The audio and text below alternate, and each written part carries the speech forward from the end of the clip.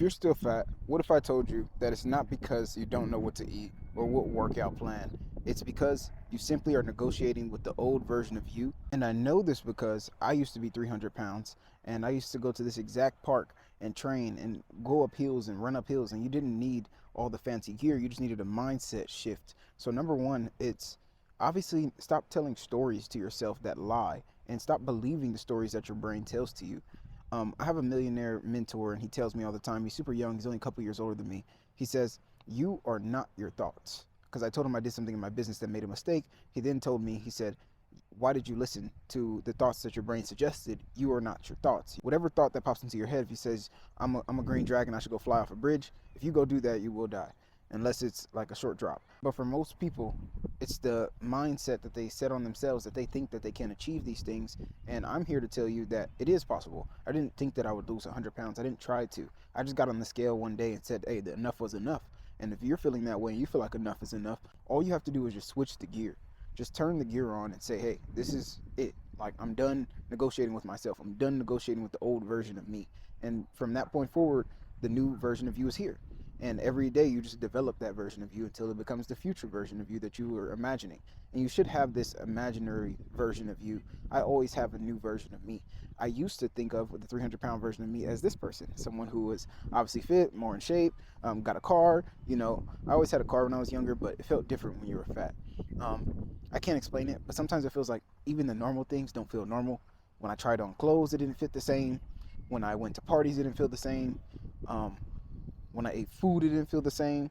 Compared to now, I never feel like I'm being judged for the same things. It's just like if you go into a store and you know that you don't have money. So people who are in the store, they have normal expressions, but you feel like they're judgmental because you feel like they know that you don't have money to afford it. So imagine if you went into the store, and I got this from someone, I forgot who, and you go into a store and now you have the MasterCard, and the MasterCard has $1 billion on it.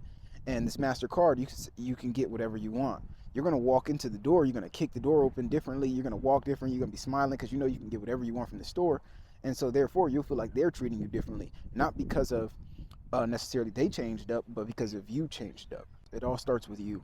The next one is you don't lack motivation or consistency, you actually lack identity. What if you were the person?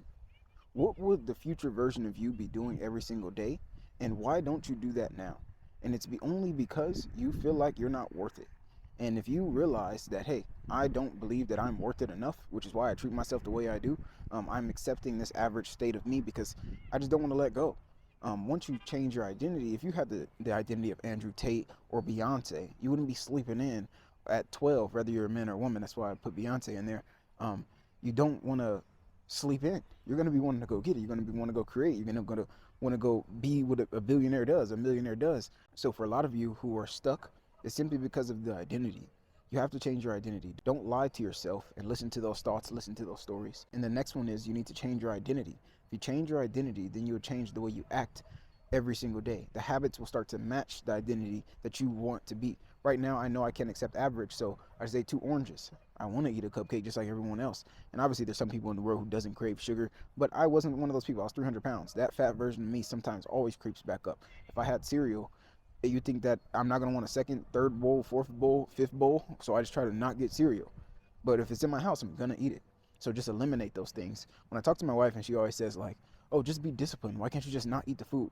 And she doesn't understand that discipline is not bringing it in the house. And I don't even care to explain it anymore because that is discipline. Discipline is removing the things that you know might hurt you or stop you from becoming successful. Why would I want to give myself 4 options of cereals into the house and call myself disciplined for not touching them?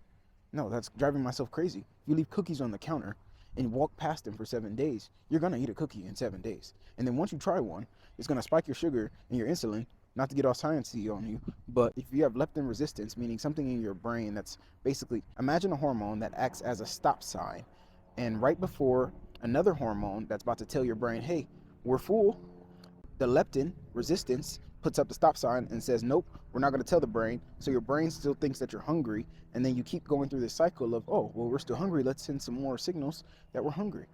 So if you don't have this leptin resistance, if you obviously work out, eat better, don't eat sugar spikes in the morning, things like that. Don't eat sweet in the morning. Eat something more savory. I haven't tried that. I just rather intermittent fast and start with lunch because that's better for me. I'm not a savory type of person. I would rather eat something sweet. But that's just what I've studied. It's shown to be better for you because it doesn't spike your insulin as much. And if you don't understand insulin, just understand every time you eat sugar, you're going to want more sugar. That's all you need to know. So, and and if you need help understanding more of this or just understanding your body right now, don't feel scared. Don't feel ashamed. Just literally book a call. Don't be scared. Don't be scared to level up. Book a call with me down below while it's still me. Could be 10 salesmen by the time you hurry up, because if you don't take action, you will not only get more overweight, the problem will get worse. Imagine 2 weeks went by and we've already lost 5 pounds just because you clicked the link down in the description. I hope you lose 5 pounds for free. The last tip I'm gonna give you of the day is you're not addicted to food. You're addicted to the escape that food gives you. I used to go through this cycle of like, man, I'm just gonna eat, I'm just gonna eat, I'm just gonna eat. And then I noticed after I became this version of me, I lost 100 pounds, and I seen that I don't actually care about food as much as I do. I care about how food makes me feel. So if I'm sad, if I'm mad, or if I'm just unhappy, usually not if I'm mad, but if I'm sad for sure, I can cope with food. Food will make me feel better. Sometimes I'll grind in the day and it doesn't go how I want to in my business, and then I feel like I can reward myself with a cheat meal. And when I say cheat meal, that's just whatever I want. It's not necessarily a cheat meal if you're not on a diet. Um, I go through this cycle and then it leads to more meals and more meals because you start to cope with yourself, and that is the cycle. So stop looking for the escape. This is just a metaphor because I know there's going to be super sciencey people in the comments, but let's say there's a cow and a bull. During a storm, the bull sees the storm, and instead of deciding to run, he runs to the storm. After the storm goes by the bull, it's over with. The bull has went past the storm, he went through the damage, and that's it. The cow, on the other hand, he lays down. Usually, that's what they actually do when storms coming, supposedly to this guy that told me that. But let's just say the cow decides to run. The cow decides to run. He doesn't lay down like the other cows. What happens? The storm does not stop. It keeps chasing you. So what does this mean? And obviously, bring it out the metaphor. You don't want to run from the problem. Stop escaping. If you face your fears head on, then they start to become less powerful. But if you ignore them, they become bigger. Don't let your problems consume you, and especially not food, especially when the food industry is after you. Notice how everything's red and yellow in certain colors? It's not a coincidence. So if you want to lose weight, just start. Remember, health is wealth.